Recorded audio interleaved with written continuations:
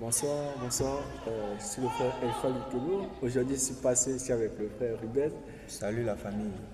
Aujourd'hui, je voulais faire l'évangélisation sur la loi du temps qui a pour sujet l'enlèvement. J'espère que la dernière fois, le sujet sur Dieu combattra pour vous vous a beaucoup béni. Bon, moi, je suis très content d'être de nouveau ici avec vous. Aujourd'hui, nous allons parler sur la loi du temps.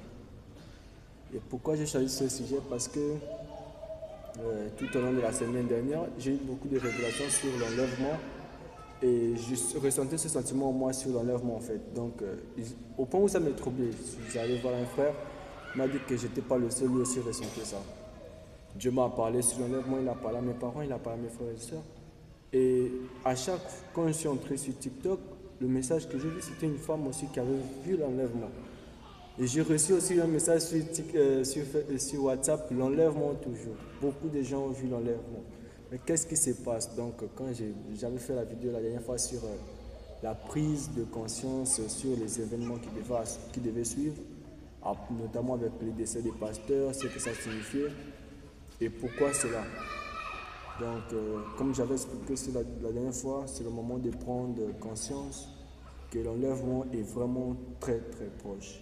Je me souviens avoir dit dans l'une de mes vidéos que Dieu va continuer à manifester des signes et ça ne va pas s'arrêter là, il y aura d'autres.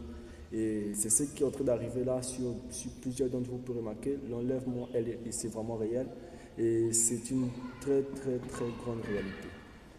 Aujourd'hui, avec le frère Ruben, nous allons parcourir les Écritures sur les nombreux points où on parle de la fin du monde, donc les lois du temps.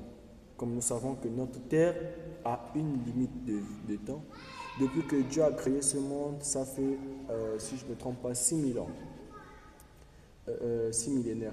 Et chaque 2000 ans, il y a toujours eu un événement capital sur la terre. Après Adam, après la création, 2000 ans après, nous avons eu ce qu'on appelle le déluge avec Noé. Et cela a montré que la terre passait par la... Une destruction en fait. Ok. Voilà. Et après le, Une purification si on peut dire parce que c'est de l'eau. Donc, et après le déluge, nous sommes allés à la venue de Jésus, à sa mort, à sa crucifixion. Donc de la création au au déluge. déluge, ça fait 2000 ans. Et du déluge à l'arrivée de Jésus, ça fait aussi 2000 ans. Or, si vous remarquez bien, depuis que Jésus est parti jusqu'à aujourd'hui, ça fait... 2000 ans. Donc, je vous informe qu'il y a quelque chose qui... Est sur le point d'arriver. Vous voyez? Donc, c'est vraiment le moment de prendre conscience parce que ce n'est pas une blague. Si Dieu parle de l'enlèvement maintenant, ce n'est pas une blague, mais c'est une réalité en fait. C'est le moment de prendre vraiment conscience de la chose. Il y a tellement de points sur l'enlèvement, tellement de choses sur l'enlèvement, tellement de types dans le monde qui parlent de l'enlèvement. Je vais vous expliquer, je vais vous dire juste un petit truc en passant. Si vous remarquez, à partir de Sem, l'enfant d'Adam, jusqu'à ce qu'on arrive au père de Noé, le reste, là, on ne cite pas leur mort. Bizarrement, on n'a jamais cité leur mort dans la Bible. La mort vient après le père de l'autre, là, de Noé. De Noé. Donc, vous voyez que ces gens-là sont passés par l'enlèvement, mais ce n'est pas mentionné en fait dans la Bible. Ils sont bel et bien passés par l'enlèvement et c'est ça. Maintenant, comme la Bible enseigne qu'il y aura l'enlèvement, même les disciples ont parlé de ça à Jésus, mais Seigneur, quel sera l'avènement de ton arrivée? Donc, je vais inviter le frère Ruben à prendre Matthieu 24, verset 3 à 8. Matthieu, nous allons lire les Écritures.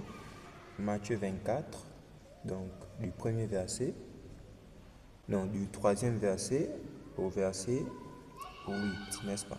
Oui. La Bible dit ceci. Il s'assit sur la montagne des Oliviers et les disciples vinrent en particulier lui faire cette question. Dis-nous, quand cela arrivera-t-il et quel sera le signe de ton avènement et de la fin du monde?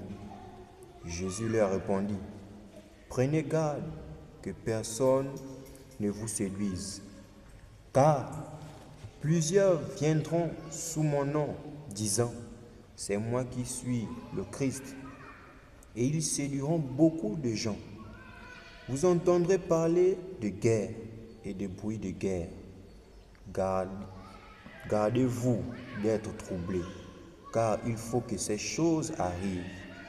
Mais ce ne sera pas encore la fin.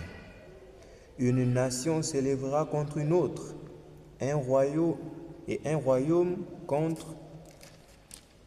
un royaume.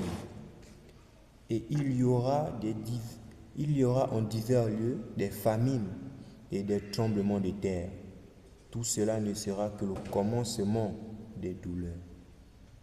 Vous voyez?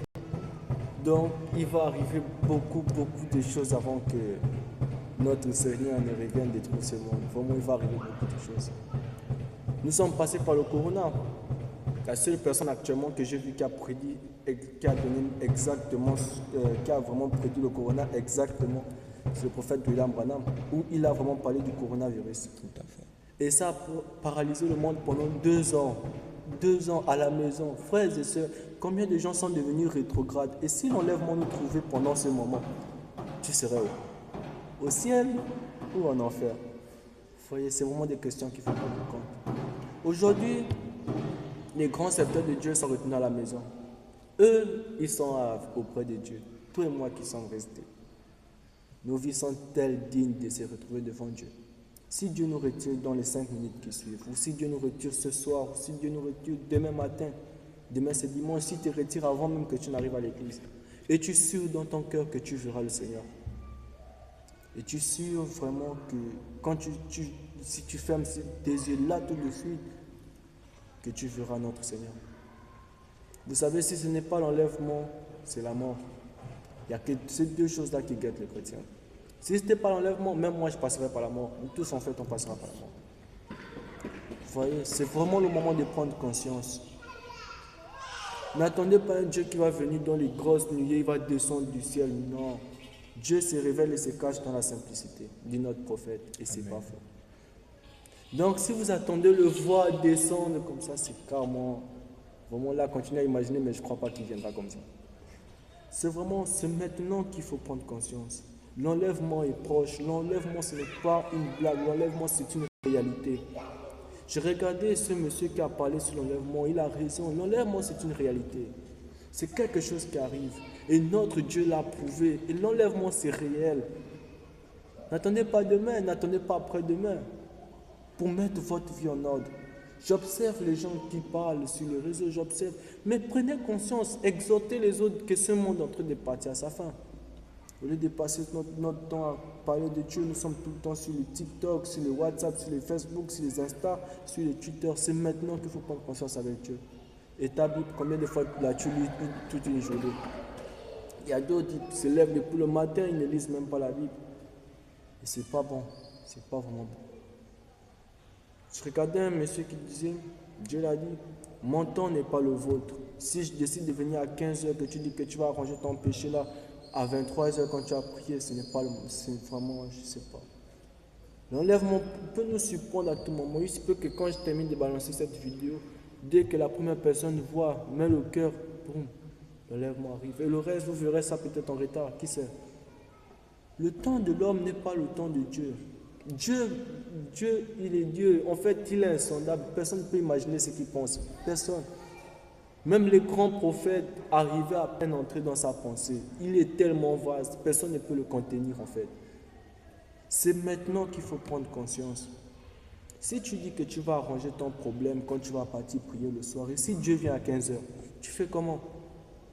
Si tu dis que la nuit, je me réveille à 3h du matin pour commencer à prier Dieu, pour demander pardon, pour remettre la journée, et s'il vient à 21h, tu n'es pas prêt.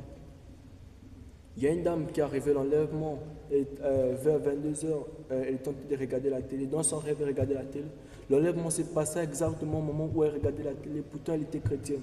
Elle est restée parce qu'elle était au moment de distraction. Vous savez, le plus souvent, Dieu nous parle la nuit. Et ça, c'est pas faux. Il dit pas plus la nuit. Tu peux te poser la question, mais pourquoi je fais que me réveiller? Mais pourquoi? C'est Dieu qui te parle, c'est Dieu qui veut te dire quelque chose. Mais saisis la vision. Lève-toi et saisis cette vision.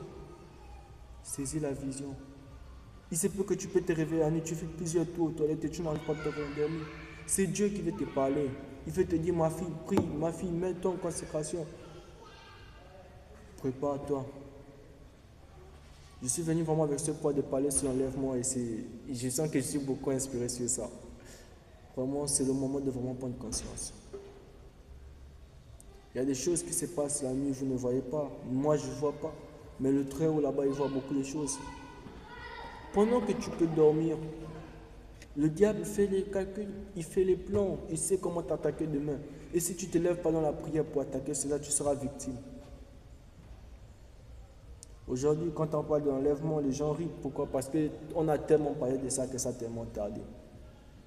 Quand au début des années 2000, on parlait de l'enlèvement, les gens rêvaient ça aussi. Non, ça tarde, ça tarde, ça tarde. Mais aujourd'hui où les prophéties s'accomplissent. Frère Branham a prédit sur la femme qui devait être présidente aux États-Unis. Kamala Harris s'est passé avec une tenue violet. Aujourd'hui, Joe Biden a laissé le poste pour l'autre là, à Kamala Harris de continuer les élections. Vous ne voyez pas que tout ça, ce sont des signes. Qu'il y a un ça ne va pas sur la terre. Il y a un ça ne va pas. Si tu es la première personne à regarder ma vidéo jusqu'au bout, prends-la et partage. Ça peut aider quelqu'un. Il y a un ça ne va pas sur la terre. Il y a un ça ne va pas. Il y a vraiment un ça ne va pas. Aujourd'hui, les gens se moquent, parlent des chrétiens comme ça. Mais prenez conscience qu'il y a un Dieu dans le ciel et qui est très en colère contre ce monde. On passe plus de temps sur les choses qui vont rester sur terre que sur des choses sur Dieu. Toute une journée, on devrait même donner la première place à Dieu. Mais au contraire, on est dans des mauvaises choses, on est dans la distraction à chaque instant. Si Dieu revient tout de suite, sommes-nous sûrs d'aller? Beaucoup rateront l'enlèvement. Pourquoi? Parce qu'ils sont dans des distractions. Parce qu'ils sont dans des choses qu'il ne fallait pas. Peut-être tu peux être là, au moment où Dieu veut te parler, tu te détournes, tu es en train de parler avec quelqu'un d'autre, ou bien tu es sur WhatsApp, tu es sur TikTok, et Dieu a besoin de te parler là tout de suite, pas demain, tout de suite. Il y a un message qui doit arriver tout de suite de la part de Dieu pour toi, et tu es distrait. Et c'est là quand. C'est comme on vient à l'église. Si Dieu a décidé de te guérir aujourd'hui, que tu n'es pas à l'église, tu vois, tu gardes ta bénédiction. C'est triste et c'est dommage. Mais je vous dis une chose, c'est maintenant qu'il faut prendre conscience. Pas demain. Nous sommes jeunes, on parle sur l'évangile. On ne va pas attendre d'être vieux pour le faire, non. Peut-être par nous, Dieu peut sauver quelqu'un. Dieu peut amener quelqu'un au ciel. On est là, on se bat pour l'évangile. On sait d'où Dieu nous a pris, on connaît d'où Dieu nous a fait sortir. Tout ce qu'on est ici aujourd'hui, c'est la grâce. Si aujourd'hui vous nous voyez en train de prêcher cet évangile, c'est la grâce. Dieu nous a sortis des vies difficiles, Dieu nous a amenés ici, Dieu nous a lavés, Dieu nous a remplis de son amour pour prêcher l'évangile. C'est vraiment le moment de prendre conscience. Je vais laisser la parole à mon frère s'il a quelque chose à vous dire sur l'enlèvement.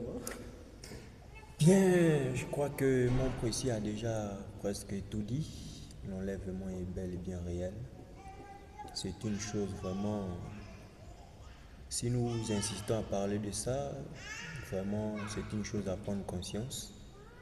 Parce que la Bible, nous venons à peine de lire la Bible ici, où on dit plusieurs viendront en mon nom, au nom du Christ, mais ce sont des faux.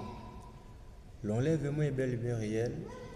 Et pour aller dans l'enlèvement, je vais vous dire d'abord que l'enlèvement n'appartient pas qu'au pasteur, mais l'enlèvement appartient à tout chrétien.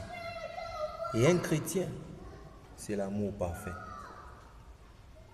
Je pouvais voir le témoignage de notre mamie, maman Afro, qui avait dit à son fils, pasteur Carlos, que le pasteur Barouti, notre archevêque, que même sur le lit de sa mort, il avait toujours le sourire.